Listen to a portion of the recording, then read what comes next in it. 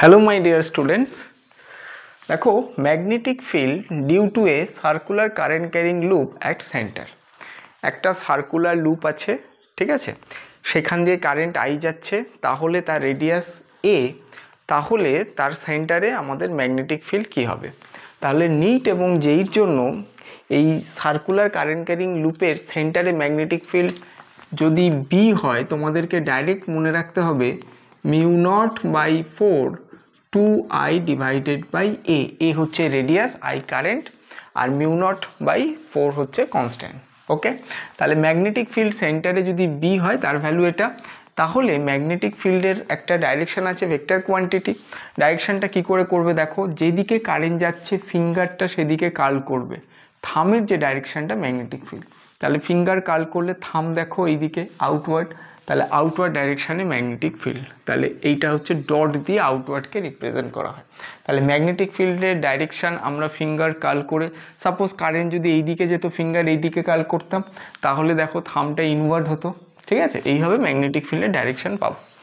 তাহলে এইখানে আমাদের ভ্যালুটা এটা কি করে আসছে দেখো, আমরা একটা এলিমেন্টাল লেন্থ ডিএল যদি কনসিডার করি, তাহলে বায়োসাভার্স ল অনুযায়ী ডিএল এবং আর এর মধ্যে, বা এখান থেকে আমরা রেডিয়াসটাকে এ ধরেছি, তাহলে এদের মধ্যে অ্যাঙ্গেল হচ্ছে 90 ডিগ্রি। দেখো এইটা হচ্ছে ডিএল, এটা A, angle between them is 90 degree.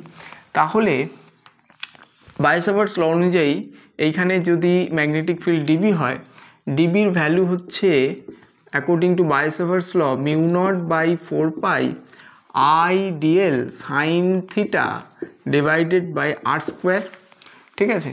তাহলে এখানে দেখো μ0/4 আই ডিএল অ্যান্ড সাইন, এখানে দেখো 90 ডিগ্রি ডিভাইডেড বাই আর, মানে এখানে হচ্ছে এ, রেডিয়াসটাকে আমরা এ কনসিডার করেছি। তাহলে ডিএল অ্যান্ড আর এর মধ্যে অ্যাঙ্গেল হচ্ছে 90 ডিগ্রি, থিটার জায়গায় 90 পুট করলাম।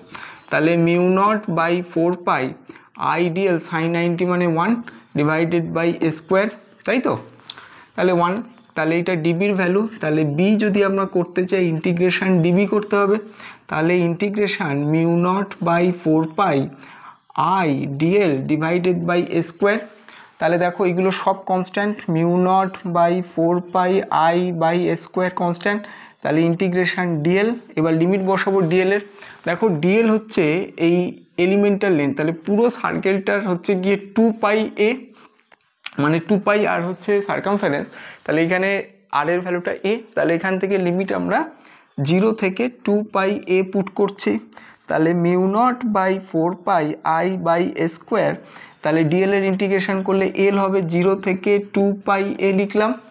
তাহলে দেখো এখানে যদি আমরা লিখি, তাহলে B is equals to μ0/4 I by A square. তাহলে 2π এ মাইনাস 0, লোয়ার লিমিট হচ্ছে 0, পাই ক্যান্সেল আউট হলো, 2 এখানে 2 এ, তাহলে μ0/2 আই বাই এ হলো। যদি আমরা উপর নিচে 2 দিয়ে মাল্টিপ্লাই করি, μ0/4 2i by a is the answer. দেখো μ0/4 2i বাই এ আমাদের চলে এলো। ওকে, একদম সিম্পল। এবার এই প্রসঙ্গে একটা স্পেশাল কেস বলি, যদি তোমাদের এটা সেমি সার্কেল আসে, তাহলে এই সার্কেলের যা হবে তার হাফ হয়ে যাবে। তাহলে এইটা ফর সেমি সার্কেল, এখানটায় লিখছি আমি সেমি সার্কেল, আমার বি এর ভ্যালু হচ্ছে এইটার হাফ, তাহলে μ0/4 2i বাই এ ইন্টু হচ্ছে 1/2। কোয়াড্রেন্ট যদি হয় সার্কেলের 1/4, তাহলে ইন্টু 1/4। তার মানে তোমরা যদি শুধু সার্কেলটা মনে রাখো, সেমি সার্কেল বা কোয়াড্রেন্ট অটোমেটিক্যালি তোমরা করতে পারবে।